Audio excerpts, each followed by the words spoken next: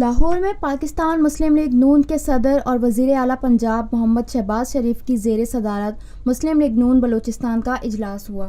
ترجمان وزیر اعلیٰ ہاؤس کے مطابق اجلاس میں وفاقی وزراء Ahsan Iqbal, lieutenant general retire Abdul Qadir Baloch, سابق وزیر اعلیٰ نواب ثناء اللہ زہری، اراکین قومی assembly Zahid Hamid, Hamza Shahbaz Sharif, speaker Balochistan assembly Raheela Durrani, senator doctor Asif Kirmani, Jamal Shah Kakar, Amir Afzal Mandokhail, Saidal Khan Nasir, Younis Baloch اور فرید افغان خان نے شرکت کی۔ اس موقع پر پاکستان مسلم لیگ نون کے مرکزی صدر کی جانب سے بلوچستان میں پارٹی کے لیے قائم مقام عہدیداران نامزد کیا گیا۔ جنرل ریٹائر عبدالقادر بلوچ پاکستان مسلم لیگ نون بلوچستان کے قائم مقام صدر کے عہدے پر نامزد، جبکہ جمال شاہ کاکڑ اور میر افضل مندوخیل قائم مقام سینئر نائب الصدر کے عہدوں پر نامزد کیا گیا۔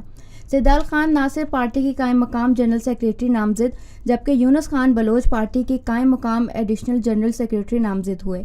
فرید افغان خان مسلم لیگ نون بلوچستان کے قائم مقام سیکریٹری اطلاعات کے عہدے پر نامزد کیا گیا۔ ترجمان کے مطابق اجلاس میں بیگم کلثوم نواز کی جلد صحتیابی کے لیے دعا کی گئی۔ محمد شہباز شریف نے ثناء اللہ زہری کی پارٹی کے لیے خدمات اور قربانیوں کو خراج تحسین پیش کیا۔ وزیر اعلیٰ پنجاب محمد شہباز شریف نے کہا، ثناء اللہ زہری پوری لگن اور جذبے کے ساتھ پارٹی کے ساتھ کھڑے رہے ہیں۔ ہم سب نے مل کر بلوچستان میں پاکستان مسلم لیگ نون کو مضبوط بنانا ہے۔ میں جلد کوئٹہ کا دورہ کروں گا۔ بلوچستان میں جو کچھ ہوا اس پر مورخ ضرور لکھے گا۔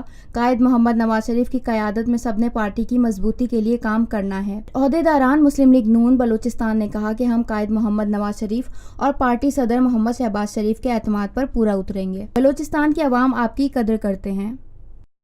پاکستان میں پہلی مرتبہ حالات حاضرہ کے مختصر مگر جامع پروگرامز، خبروں، تبصروں کے علاوہ دیگر سماجی، تجارتی، ثقافتی، تفریحی، معلوماتی، مذہبی، تعلیمی، صحت اور بچوں کے پروگرامز صرف TNN TV پر۔